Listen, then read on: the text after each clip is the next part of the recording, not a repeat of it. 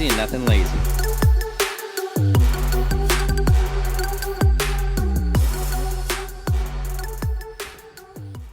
So, Ironman 70.3, Los Cabos, third place again. So that's my fourth third place of the year.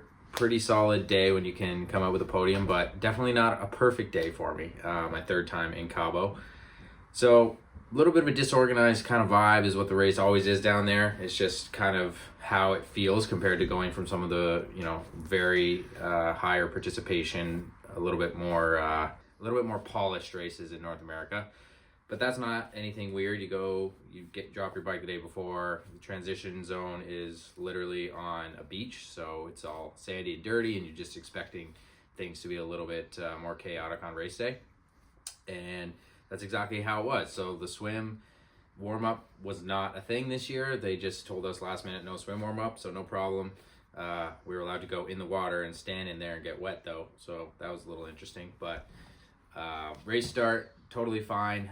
Ran in, had a good start, didn't get sort of roughed up or anything like that, and settled into the group where I would expect to be. And I saw Nick. He and I were very close together pretty much the whole swim. I was ahead of him for a bit, and then he was ahead of me.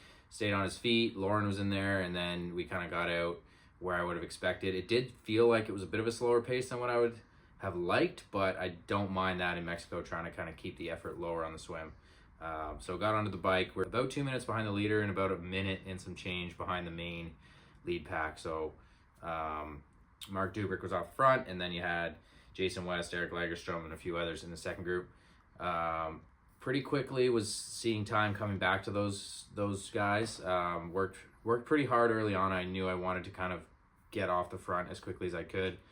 When I went past that main pack with Jason and Eric, pushed really hard 2 minutes. It was over 400 2-minute power, which is pretty hard for me, thinking I'd be able to drop Jason, and I wasn't. He stayed right with me to the turnaround at like 20 something K. So then I settled into an even pace again till I caught Mark, and then went really hard past Mark to try to get off the front. And I think at that point, that's when I was able to drop both those guys. So then I was on my own for the rest of the bike. Started kind of not feeling great around a third through the bike, and then it just sort of gradually got worse.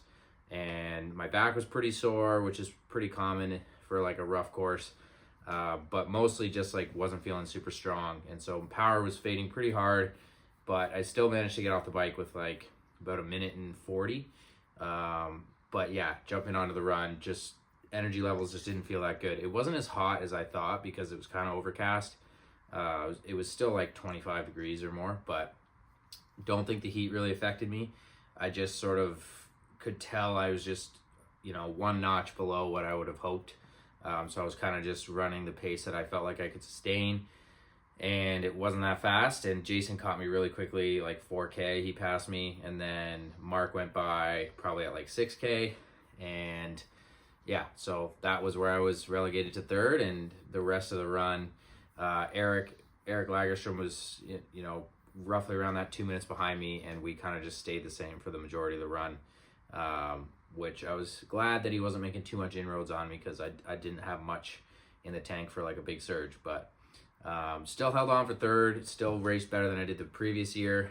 But really, if I wanted to do better at this race, I think the travel is what I probably messed up a little bit. I wanted to go on the Thursday, so that was the flights I picked, which was not direct, and it was a much longer journey, and I was leaving at like 6 a.m. from Toronto, so then you're getting up pretty much in the middle of the night to get to the airport, which really set me back. And then I just wasn't quite able to catch up on that recovery, whereas there was a direct flight option on the Wednesday, and I probably would have been better off just taking that. So half the time you're gonna come through fine on something like that. Like last year I raced well two days on the same weekend, and I raced better on the second one, and nobody would have said that was ideal for travel or recovery. So I still thought I'd be able to pull off a really good day, but mediocre day. Another podium though, happy with that.